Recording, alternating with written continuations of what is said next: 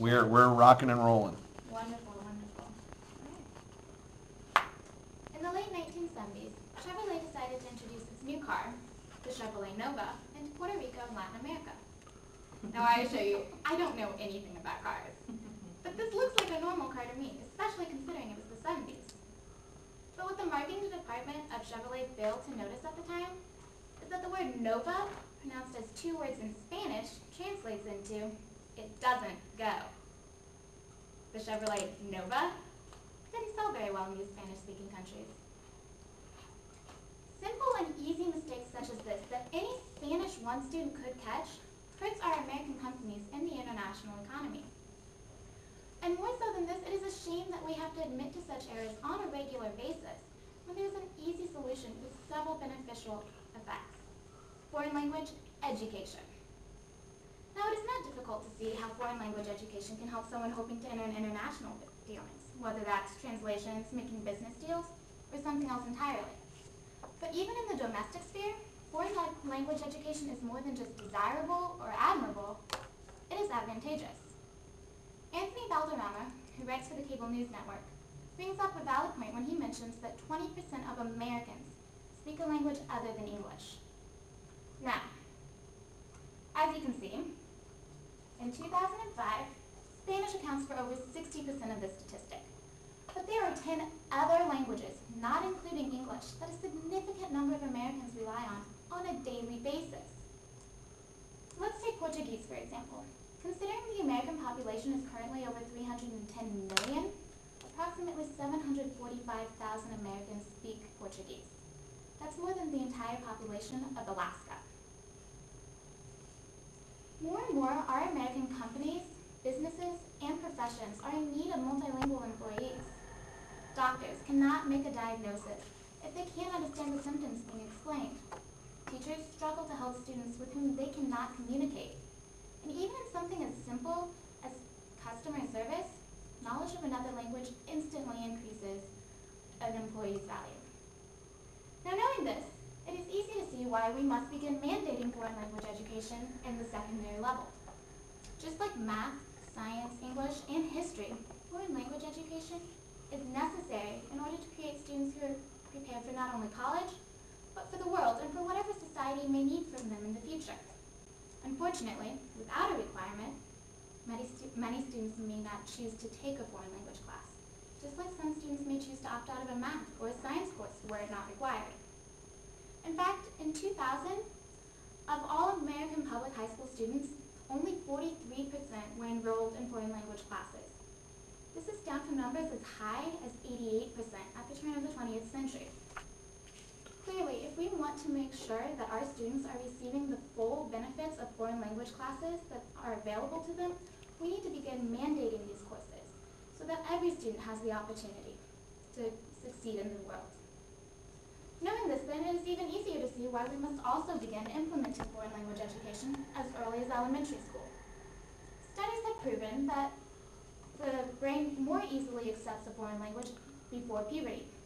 In their book, Developmental Psychology, Childhood and Adolescence, David Schaefer and Catherine Kipp analyze how the age at which one begins learning a language affects how well they learn that language. To do this, Korean and Chinese immigrants were tested as adults for their mastery of the English grammar. As you can see, those who moved to the United States between the ages of 3 and 7 scored just as well as native speakers of the English language, whereas those who moved to the States between the ages of 17 and 39 scored significantly lower than any other age group. Clearly, in order for our foreign language classes to take effect and for our students to receive the full benefits, we must begin teaching them at a younger age, namely, as early as preschool and kindergarten. Now, even knowing this, there would be several who would scoff at the idea of implementing a mandated foreign language class at the high school level. In fact, they may claim that other subjects are more important than foreign language education, and therefore should take precedence at the secondary level. However, several studies over the years have proven that foreign language education actually increases a student's academic achievement across the board. In 1997, Armstrong and Rogers conducted an experiment with third graders, in which 3 times a week these third graders were taken aside for 30-minute Spanish lessons. At the end of the semester, when all third graders were required to take the Metropolitan Achievement Test, those who had received Spanish instruction scored significantly better in not only language, but in mathematics as well. A comparable study done in 1963 by Lewis Hawk and Walter Lena went so far as to conclude that measured intelligence is positively correlated with measured achievement in the learning of Spanish. Clearly, if we are to help our students achieve in all academic aspects, foreign language is a vital part of that, especially beginning at a younger age and even being mandated into the secondary level. Even so, many may claim that high school is difficult enough as it is. In fact, we already have several required courses, and for the more ambitious students, we always have AP and advanced courses. However, the only reason many students find a foreign language class difficult at all is simply because they are not accustomed to learning a foreign language. Again, in their book, David Schaefer and Catherine Kipp analyze the way in which the time at which one begins learning a language affects the way in which they learn that language. By summarizing other studies, they found that children learn a language using the right side of their brain, whereas adults learning a language use it learning the left side of their brain. So it stands to reason that if humans were not naturally meant to learn a language with the left side of their brain, then of course a foreign language class that begins after puberty is going to be a difficult undertaking. However, if we were to begin implementing foreign language education when the right side of the brain is still available for that purpose, that class will not be anywhere near as difficult or daunting and therefore not add that stress that many are worried about. Even considering this, many stubbornly refuse to believe that foreign language education is important.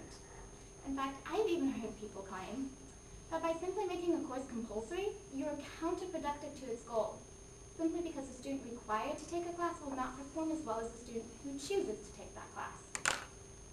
While this may have a grain of truth to it, it is easy to see in the end that this logic is flawed. Again, let's take a math class, for example. Across this country, many states require students to take math for 3 years at the secondary level. History, science, language, all these courses enjoy these same advantages in our American public high schools. But simply because a student is required to take a math class does not reduce his or her ability to learn math. So why should what stands true for a math class not also stand true for a foreign language class? So it is easy for us to see now that foreign language education is important, not only in the international sphere, but in the domestic sphere as well. And because of this, we do need to begin mandating these classes at the secondary level. And in order to increase the efficacy of those classes, we need to begin making certain that our children learn at a younger age. Knowing this then, I encourage you to bring this to the attention of the Kirksville School Board members at the next school board meeting on November 9th. I urge you to show them the importance and the necessity of implementing a stronger foreign language program. And most importantly, I implore you to petition them to begin such programs as soon as possible. Our country should no longer have to suffer from and apologize for mistakes such as the Chevrolet Nova. Thank you.